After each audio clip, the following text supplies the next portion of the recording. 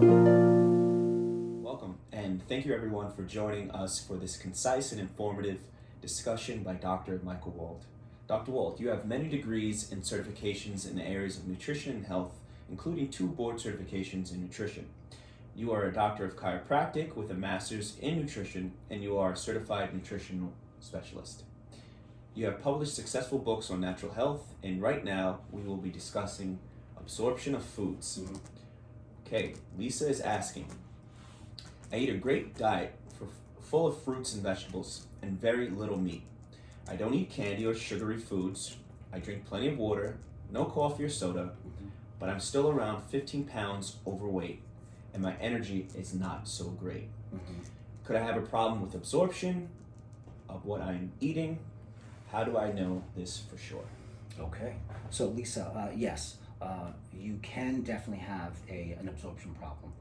There are different kinds of absorption problems. For example, one might be celiac disease, which is a gluten intolerance, which breaks down the absorptive cells in the small intestine, and then the person can't absorb various things, and all other sorts of health problems can happen. Another form of absorption might be due to an enzyme or enzyme deficiency study. So that includes stomach acid being low or non-existent. When stomach acid is low, that's called hypochlorhydria. And when it's absent, which it commonly is in various autoimmune diseases, whether it's Hashimoto's or lupus, or it doesn't matter. They've done studies on most autoimmune diseases, and virtually in every single one, there's malabsorption. So we could have, as I mentioned, low stomach acid, no stomach acid, or the pancreas might be fatigued.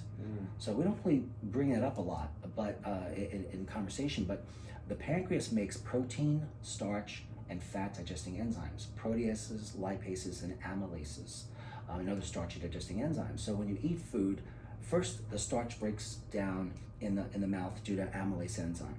If your pH is off in your mouth, that doesn't happen very well. Then you eat that food, it goes into your stomach.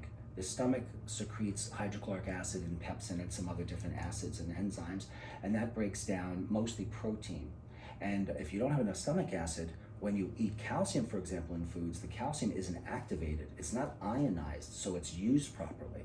So it's not ionized, and it can just slap itself on the side of blood vessel walls, causing hardness. It can go into the breast, causing a calcium-laden breast cyst in women. It could calcify arteries. So we need proper stomach acid.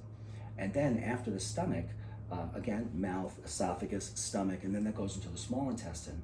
So here's the small intestine, and the pancreas over here has a tube, the main pancreatic duct, that secretes the protein, starch, and fat digesting enzymes, Sonny, when neurohormonal signals in the small intestine trigger the pancreas to do that. So a person can have a weak pancreas for any number of reasons. It's usually genetic. It might be from a virus or alcohol abuse or even pollution can do that. And depending on the level of enzyme or acid deficiencies, it results in various degrees of malabsorption. Now, there are other causes and types of malabsorption, but these are the basic ones.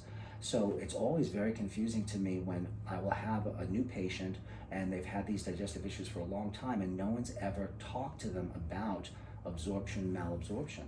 I mean, everything you do with a person, right, Sonny, from that first moment, any suggestion has to be taken in. If we're dealing with foods and supplements, it has to rely on digestive enzymes and acids.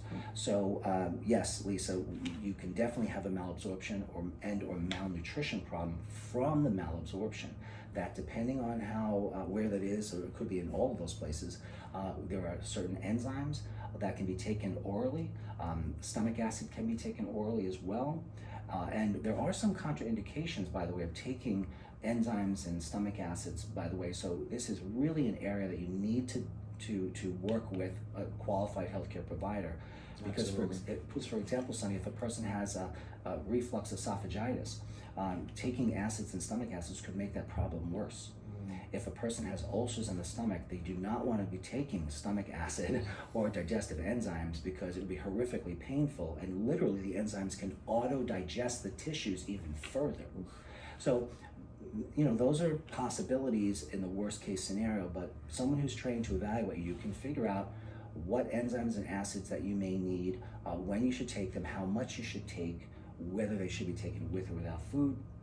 And one thing I should mention, which is interesting, is that digestive enzymes and acids help you absorb foods, and so your nutrition is better. That's why we're talking about it. But sometimes what happens is that you might have other problems, like let's say joint discomfort or autoimmune problems. And if you take the enzymes and acids, particularly the enzymes, away from a meal, so let's say you have a fairly empty stomach, you take the enzymes, more of that's going to be absorbed in your circulation and help to digest inflammatory mediators to help other health problems other than those in the digestive tract. So that's just one example of a couple that I use to consider how and exactly and how much and when timing with meals someone should take acids and enzymes. Now, Lisa also mentions that she's 15 pounds overweight. Malabsorption of the types that I mentioned and other types definitely can lead to weight gain and extreme difficulty losing weight. So for example, if you're not digesting this great diet normally, it's digested differently based on these problems, which can produce inflammatory chemicals, inflammation. Again, I've said a number of times, is a language, it's a chemical language that tells fat cells to stay around.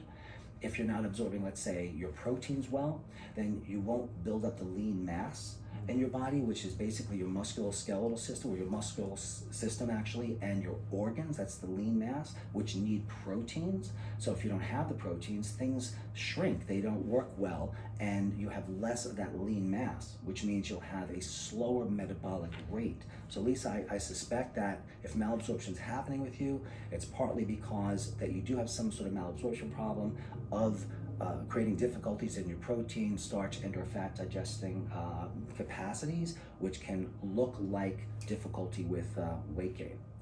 And you're certainly making other efforts. You're not having sugar, you're rarely having coffee, your meat is low. So those make it much more suspicious to me that there may actually be a malabsorption issue.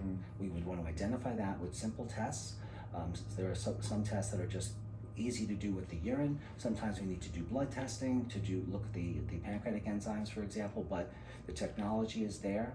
And then of course, as always, we want to compare your labs, not just to average people, but to healthy people. The healthy people comparison is what I've talked about in the other video on the blood detective approach.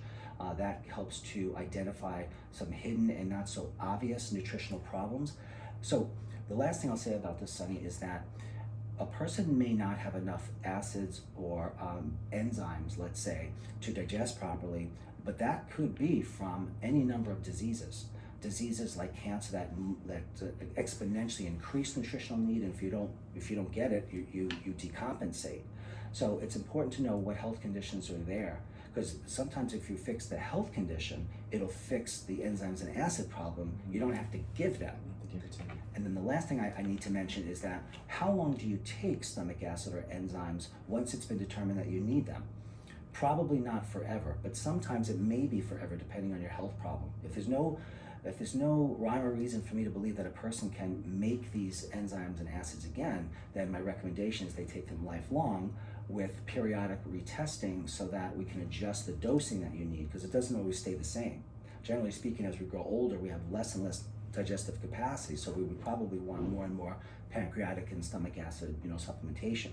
But there is the thought, Sunny, that if a person takes these acids and enzymes, it might prevent the stomach or the pancreas from making its own enzymes or acids because you're getting it from the outside.